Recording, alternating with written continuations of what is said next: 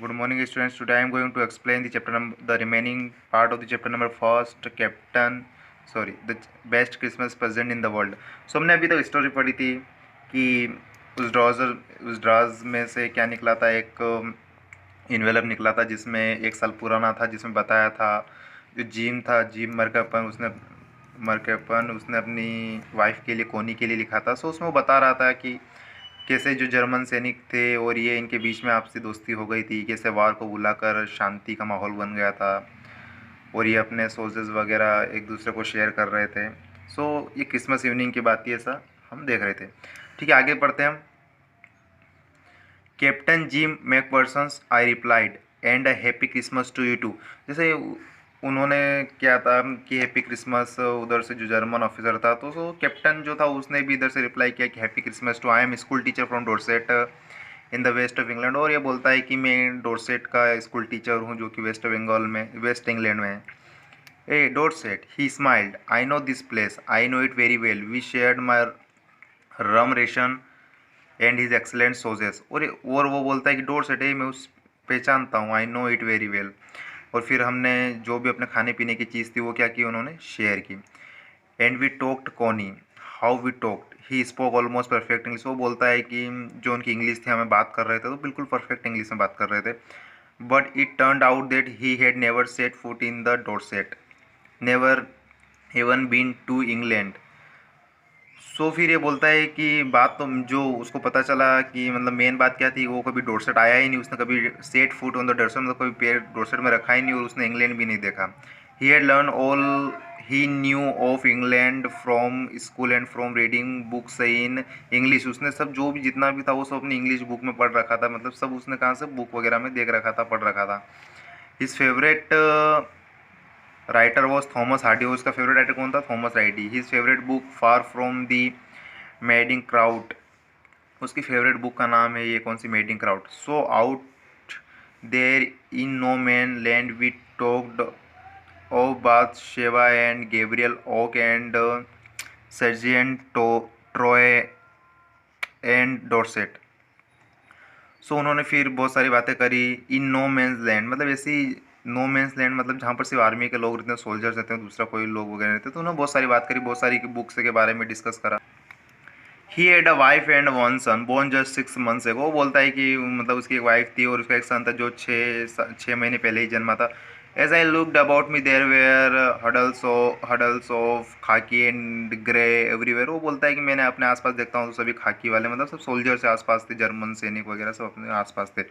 All over no man's land मतलब कोई भी दूसरा आदमी नहीं था, सिर्फ सोल्जर्स ही थे। Smoking, laughing, talking, drinking, eating, मतलब क्या काम चल रहा था, कोई स्मोक कर रहा था, कोई खा रहा था, कोई पी रहा था। Hans Wolf and I, Hans Wolf कौन था? ये जो जर्मन का सोल्जर्स था वो। Hans Wolf and I shared what was left of you wonderful Christmas cake Connie, was left of your wonderful. So Hans Wolf और हम दोनों ने क्या करा, जो केक तुमने बनाया था, your wonderful Christmas cake, your मतलब उसकी वाइफ द्वारा जो बनाया हुआ था केक था, उसको शेयर किया। He thought the marzipan was the best he had ever tasted. वो बोलता है कि जो मार्जिपेन था, मार्जिपेन क्या होता है? A sweet covering on a cake made from sugar and eggs and almonds. मतलब जो केक के ऊपर का जो हिस्सा रहता है, जो बना हुआ रहता है, उसको बोला गया है मार्जिपेन। तो वो बोलता है ये बहुत अच्छा टेस्ट है, उसने टेस्ट किया। आई एग्रीड, और मुझे भी ऐसा महसूस हुआ कि हाँ ये बहुत अच्छा है, मैं मान गया। We agreed about everything and he was my any there never was a Christmas party like it Connie. और वो बोलता मतलब ऐसी बात कर रहे थे जैसे कि वो दोनों एनिमी थे, फिर भी कितने अच्छे से शेयर कर रहे थे, खा रहे थे। और क्रिसमस ये लग ही नहीं रहा था, there never was a Christmas party like it, मतलब लग ही नहीं था एक क्रिसमस पार्टी ऐसी हो सकती है हमारी। Then someone I don't know who brought out a football. अब वो बोलता है कि पता नहीं कौन इनमें से एक जाके, तो बोलता है पता नहीं इनमें से कोई फुटबॉल ले आया और हम फुटबॉल खेलने की। Great coats were dumped in the piles to make goal posts. वो बोलते हैं कि जितने भी ग्रेट कोर्ट्स का वाले मतलब जर्मन सैनिक जितने भी थे, सब एक जगह इकट्ठा हो गए, गोल पोस्ट करने के लिए इकट्ठा हो गए। And the next thing we knew it was Tommy against Fritz out in the middle of no man land. वो बोलता है कि मतलब जर्मन सैनिक और ब्रिटिश सैनिक सोल्जर्स क्या होगा, एक दूसरे के आमने सामने हो गए, नो मैन्स लैंड, मतलब वहाँ पर कोई दूसरा आदमी नहीं था, वो बात है।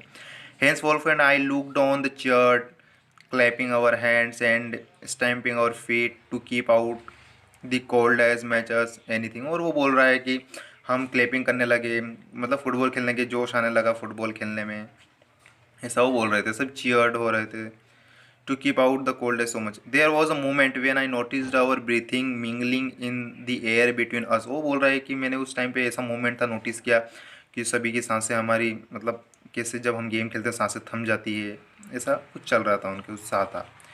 He saw it too and smiled. मतलब वो gym McPherson. He said after a while, उसने थोड़ी देर बाद मुझे तरफ मतलब खेल जब वो खेल रहे थे तो जबकि उसने क्या देखा उसकी तरफ स्माइल किया जिम मैकपर्सन की तरफ.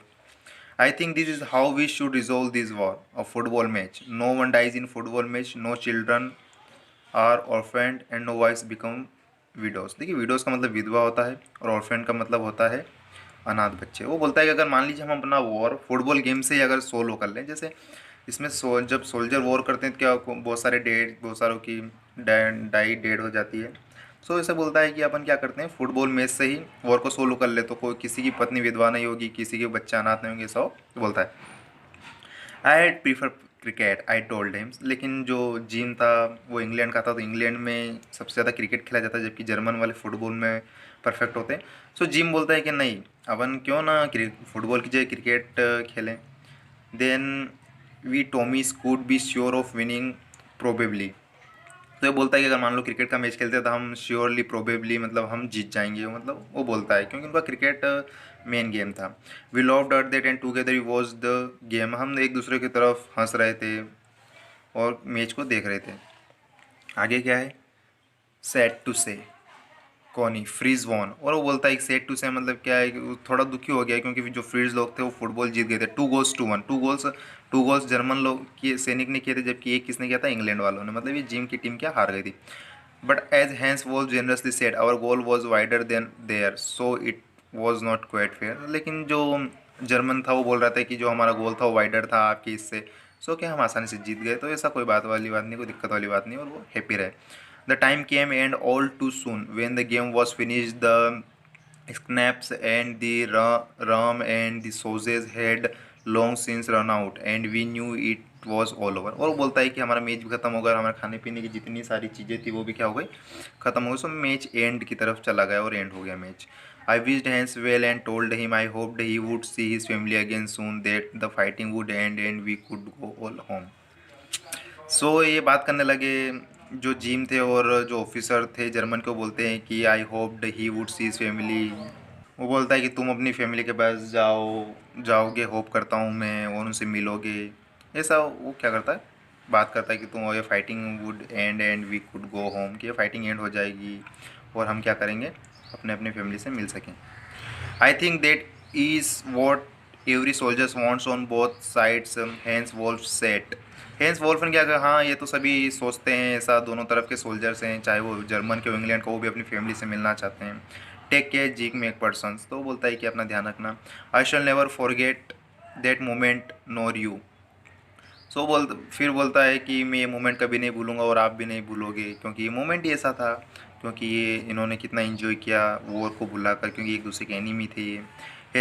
ही saluted and walked away from me slowly unwillingly. Unwillingly का मतलब है कि उनकी इच्छा नहीं थी. मतलब ये क्या है कि उन्होंने सैल्यूट किया और वो क्या जाने लगे. तो अनविलिंगली धीरे धीरे जाने लगे, उनकी इच्छा नहीं थी ऐसे. I felt he turn to wave just once and then became one of the hundreds of grey coated men drifting back towards that trenches. सो फिर क्या हुआ कि जैसे वो उनकी इच्छा नहीं थी फिर जाने लगे, लेकिन जितने ग्रे कोट वाले थे फिर क्या men drifting back towards their trenches, वापस वो अपने अपने ट्रेंचेस में चले गए. That night back in our dugouts we hear them singing carol and singing it quite beautifully. जिसे डग आउट क्या होता है, देखिए डग आउट कहाँ देखा, a shelter for soldiers made by digging a hole in the ground and covering it. मतलब ground के अंदर गड्ढा खोदा हुआ रहता है जिसमें क्या सोल्जर्स रहते हैं वो कवर रहता है ऊपर से, उसको डग आउट बोलते हैं. So we heard singing carol. ये बोल रहे हैं कि हमने कैरोल सुना. मतलब कैरोल क्या होता है कि हियर्ड में तुमको सुनाई दिया है. कैरोल मतलब जो क्रिसमस के दिन जो सॉन्ग आए जाते हैं उसको बोलते हैं. It was Stille Nacht silent night our boys gave them a rousing chorus of while shepherds watched. So हमारे इधर से भी जो सोल्जर्स थे वो कोरस गाने लगे. We exchanged carols for a while and then we all fell silent. और फिर क्या कहा उन्होंने कि कि जो we exchanged carols for a while and then we fell silent, फिर वो साइलेंट हो गए, फिर सो गए, मतलब कहने का मतलब उन्होंने अपना सॉन्ग एंड किया। We had our time of peace and good will, a time I will treasure as long as I life. वो बोलता है कि जो हमने टाइम इंजॉय किया, जो शांति, पीस एंड गुडविल, गुडविल का मतलब होता है मंगल कामना, अच्छी प्रार्थना, पीस का मतलब शांति होना, मतलब वो बोल रहा है कि जो हमने ऐसा टाइम स्पेंड किया ये बहुत ही शांतिमय था, बहुत अच्छा था। सो ये मैं जब तक जिंदा रहूँगा तब तक नहीं भूल पाऊँगा। Dearest Connie, by Christmas the next year, this war will be nothing but a distant and terrible memory. I know from all that happened today how much both enemies long for peace. We shall be together again soon. I am sure of it. सो ये बोलता है वापस अपनी पत्नी को कि जो आज का क्रिसमस रहा वो कितना अच्छा रहा, शांतिमय रहा, तो we shall be together again soon, I am sure of it. वो श्योर रहता है कि हम फिर से मिलेंगे, अच्छे से मिलेंगे, मतलब कोई वॉर हो नहीं होगा। तो ऐसे वो बोलता है उसकी वाइफ।